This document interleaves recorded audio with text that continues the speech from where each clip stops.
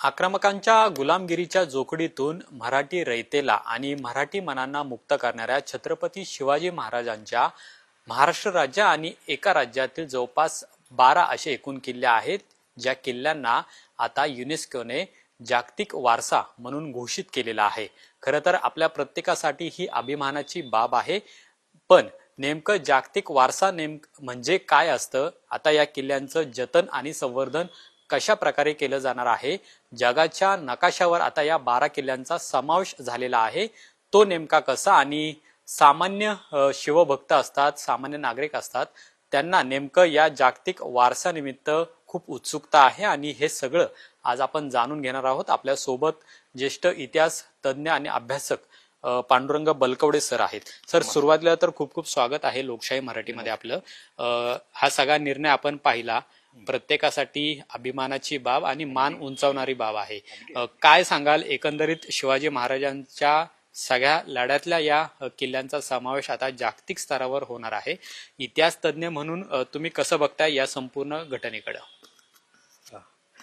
युनेस्कोने जागतिक वारसा म्हणून छत्रपती शिवरायांच्या 11 किल्ल्यांची निवड केली. ही प्रत्येक मराठी माणसाला, महाराष्ट्राला आणि भारतवासियांना अतिशय अभिमानास्पद आनंददायक गोष्ट आहे. आपल्या सगळ्यांना कल्पना आहे, छत्रपती शिवाजी महाराज आणि हे गडकोट किल्ले, सागरी दुर्ग याचं एक अतूट नातं आहे. शिवाजी महाराजांनी याच गडकोटांच्या साहाय्याने हिंदवी स्वराज्य निर्माण केलं, त्या स्वराज्यासाठी संघर्ष केला आणि त्याचं रक्षणही केलेलं आहे. या सर्व गडकोट किल्ल्यांना फार मोठा इतिहास आहे. आपल्याला सिंहगड म्हटला की तानाजी मालुसऱ्यांचं बलिदान, पन्हाळा म्हटला की आपल्याला बाजीप्रभू आणि शिवाकाशीत यांचं स्मरण होतं. पुरंदर म्हटला की मुरारबाजी यांचं बलिदान. म्हणजे या सर्व गडकोट किल्ल्यांना फार मोठा दैदिप्यमान इतिहास आहे. एवढंच नव्हे तर हे गडकोट किल्ले जगाच्या दृष्टीने एक वास्तुशैलीचा, दुर्गशास्त्राचा एक अतिशय उत्तम असा नमुना आहे. शिवाजी महाराजांनी या गडकोटांचा अभ्यास केला, त्यांचं भौगोलिक स्थान आणि त्या दुर्गशास्त्रामध्ये स्वतः त्या स्थापत्यशास्त्रात एक उज्ज्वल असं काम केलं. आपण बघितलं, शिवाजी महाराजांनी राजगड किल्ल्याची निर्मिती केली, प्रतापगड किल्ल्याची निर्मिती केली, रायगड किल्ला निर्माण केला, सागरी सिंधुदुर्ग किल्ला, असे अनेक किल्ले निर्माण केले आणि तिथं नवीन नवीन वेगवेगळे प्रयोग केले. आपल्याला राजगडावर शिवाजी महाराजांनी संजीवनी माचीला केलेली चिलखती बांधणी हा जगातला एक अभिनव प्रकल्प होता, प्रयत्न होता दुर्ग बांधणीतला, तो त्यांनी केला.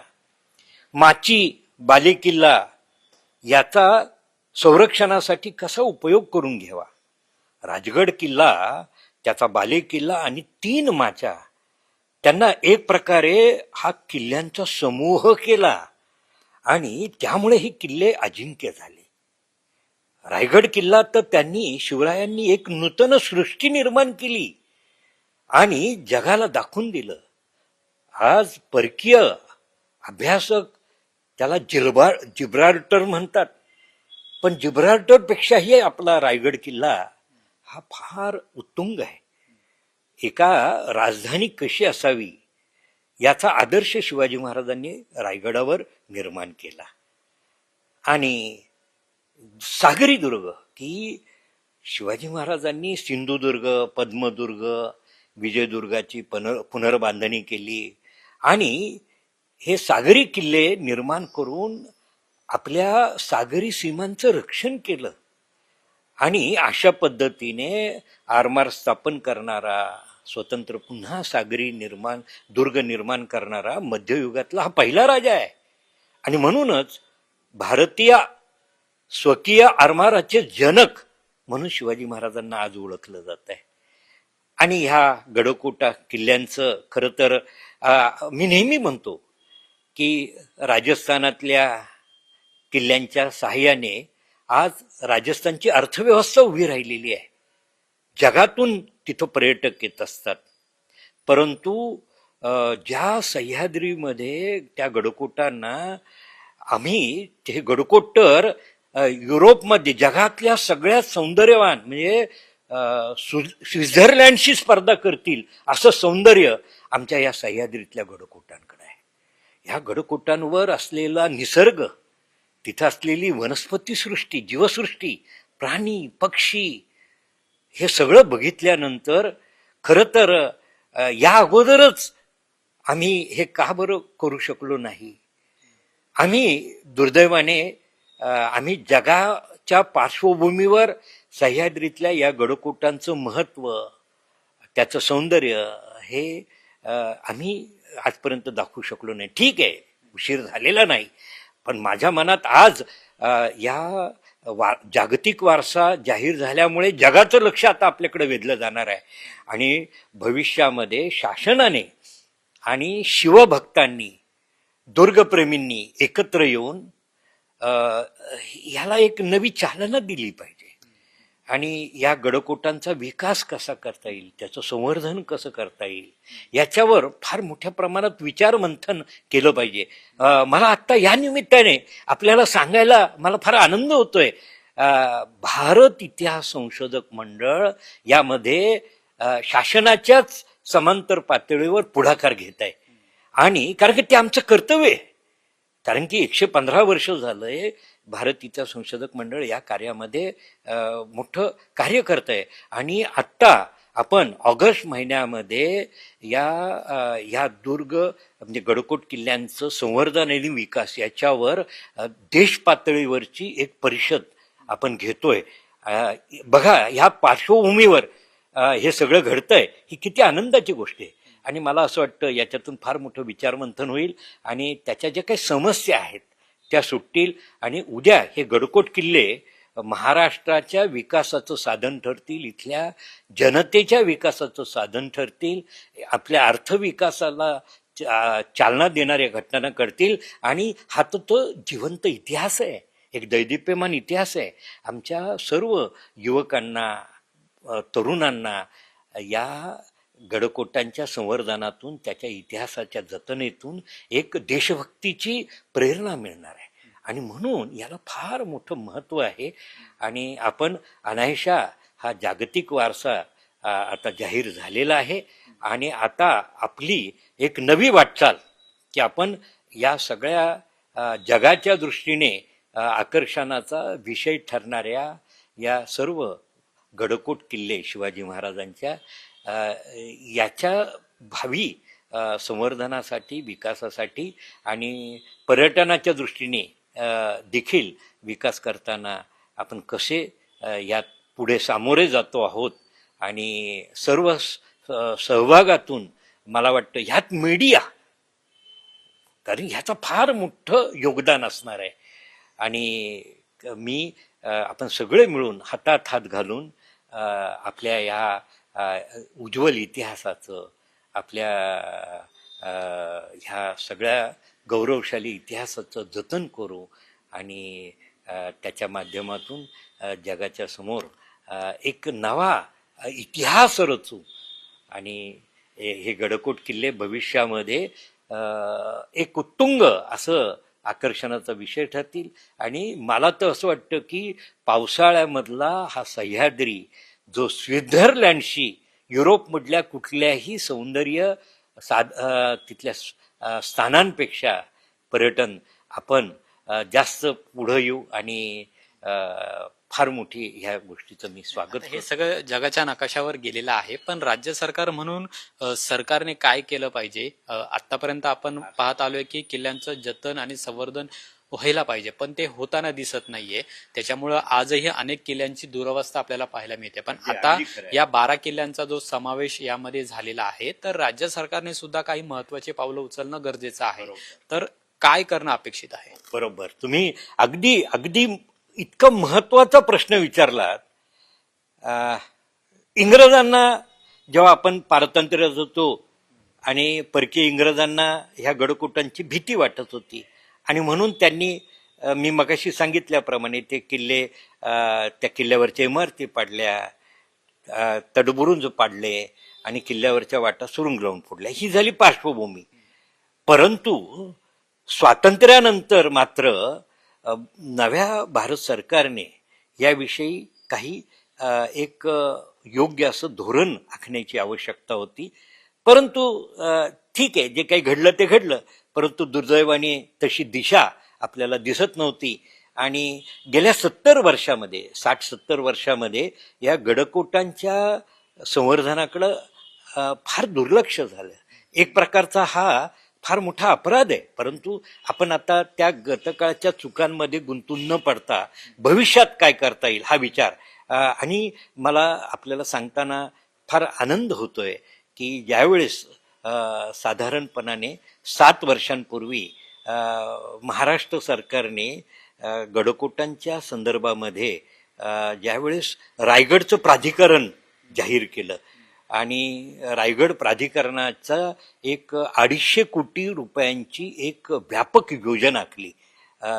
त्यावेळेस मुख्यमंत्री देवेंद्रजी फडणवीस होते. त्यांनी आणि त्याच्यावर संभाजीराजांसारखा एक छत्रपतींच्या वंशामधली व्यक्तीला अध्यक्ष म्हणून त्या समितीमध्ये मी होतो. आणि त्याच वेळेस गडकोट संवर्धनासाठी एका दुर्ग अभ्यासकांची एक समिती स्थापन केली आणि त्या समितीच्या माध्यमातून आपल्याला आश्चर्य वाटेल, पहिल्यांदा 120 कोटी रुपयांची नेमणूक करण्यात आली. 120 कोटी रुपयांमधून 70 वर्षामध्ये पहिल्यांदा 40 किल्ल्यांची निवड करून त्याच्यावर 120 कोटी रुपयांचा खर्च करण्यात आला. ही गोष्ट पहिल्यांदा घडली. कारण बरं हे का घडतंय, तर मला ह्यात सांगायला आनंद होतोय की मीडिया म्हणजे आपलं प्रसिद्धी माध्यम आणि शिवभक्त आणि गडकोट प्रेमी दुर्गप्रेमींचा एक दबाव गट गेले 50 वर्ष निर्माण झालेला आहे. आम्ही भाग्यवान आहोत.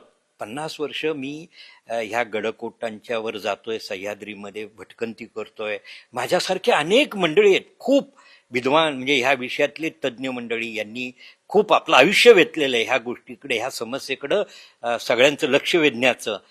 म्हणजे तुम्हाला तर माहिती आहे, पहिल्या ह्याच्यामध्ये बाबासाहेब पुरंदरे होते, गोनी दांडेकर होते, कॅप्टन देशपांडे होते, त्यानंतर महाजन सर होते, बाबासाहेब, त्यानंतर निनाद बेडेकर, प्रमोद मांडे, आनंद पाळंदे, रमाकांत पाळंदे, प्र.के. घाणेकर, ह्या मंडळींनी उत्तुंग कार्य केलं आणि हजारो लोकांना ह्या गडकोटांकडे घेऊन गेले. आणि त्यातून एक शिवभक्त, दुर्ग भक्तांचा, गडकोट भक्तांचा एक गट निर्माण झाला आणि त्यांनी ह्या गडकोटांच्या दुरावस्थेकडं वृत्तपत्राच्या माध्यमातून, मीडियाच्या, टीव्ही मीडियाच्या माध्यमातून लक्ष वेधलं. आणि त्याचा परिणाम की आज शासन या सगळ्या गोष्टींची दखल घेते आणि याही पुढं शासनाला दखल घ्यावीच लागेल. आणि या गडकोटांच्या संवर्धनासाठी, विकासासाठी एखादं प्राधिकरण स्थापन करून त्याला एक काही 1000 कोटी रुपयांची योजना करावी लागेल. हे वाया जाणार नाहीये. याच्यामुळे महाराष्ट्राचा विकास होणार आहे, पर्यटनाच्या अंगाने होणार आहे, सांस्कृतिक धरोहर निर्माण होणार आहे आणि आमच्या उद्याच्या पिढीला देशभक्तीची प्रेरणा मिळणार आहे. अशा विविध अंगाने या सगळ्या गोष्टीचं फार महत्त्व आहे, अनन्य साधारण महत्त्व आहे. आणि मला असं वाटतं की शासन निश्चितच याचं एक व्यापक विचार करतील. आणि माझं आपल्याला कायम सांगणं आहे की शिवभक्तांनी, दुर्गप्रेमींनी, वृत्तपत्रांनी आणि प्रसिद्धी माध्यमांनी यामध्ये मोलाचं कार्य करण्याची आवश्यकता आहे. एक दबाव गट बनवण्याची आवश्यकता आहे आणि त्यातून जनतेचं कल्याण होणार आहे. ह्या सह्याद्रीमधल्या आज ज्या मावळ्यांनी हे स्वराज्य निर्माण केलं, त्या मावळ्यांची, सह्याद्रीच्या कुशीतल्या मावळ्यांची आज आर्थिक स्थिती काय आहे? काय त्यांची दैनंदिन अवस्था आहे. आणि ही जर या सह्याद्रीतल्या ह्या गडकोटांचा पर्यटनाच्या दृष्टीने जर विकास झाला ना, तर मला निश्चित विश्वास वाटतो की त्या मावळ्यांचाही विकास होणार आहे आणि या महाराष्ट्रातील सामान्य ज्या रानामानात राहणाऱ्या आदिवासी आणि त्या जनतेचाही निश्चित विकास होईल. या दृष्टिकोनातून या जागतिक वारसा म्हणून हे जे काही गडकोटांची निवड झाली याचं मी स्वागत करतो आणि या सगळ्या विषयाकडं एक सकारात्मक दृष्ट्या मी पाहतो. आपण सगळ्यांनी आपण एकत्र येऊ आणि हे सगळं कार्य आपण शेवटाला नेऊ अशा पद्धतीचा एक आशावाद या मंगल प्रसंगी मी व्यक्त करतो. जय हिंद, जय महाराष्ट्र, जय शिवराय. खूप खूप धन्यवाद सर. अतिशय महत्वाचे मुद्दे पांडुरंग सरांनी यामध्ये व्यक्त केलेले आहेत. राज्य सरकारची भूमिका सुद्धा अतिशय महत्वाची या संपूर्ण कार्यक्रमांदरम्यान असणार आहे आणि त्यामुळे जागतिक वारसा मिळालेले हे 11 किल्ले आपल्या महाराष्ट्र राज्यातले आणि एक तमिळनाडू मधले किल्ला आहे. या संपूर्ण 12 किल्ल्यांचा आता समावेश जागतिक नकाशावर झालेला आहे आणि त्यामुळे आता या पुढची जबाबदारी ती म्हणजे तुम्हा आम्हा लोकांची आहे. जागतिक स्तरावरती हे आपलं मानांकन आहे ते असंच टिकून राहिलं पाहिजे. यासाठी राज्य सरकार बरोबरच शिवभक्त आणि सामान्य नागरिकांनी देखील तितकाच हातभार लावणं गरजेचं असणार आहे. एकच मुद्दा. कॅमेरामन तुषार नानावरेसह अमोल धर्माधिकारी, लोकशाही मराठी, पुणे. लोकशाही मराठी ऐका, पहा, जागरूक रहा.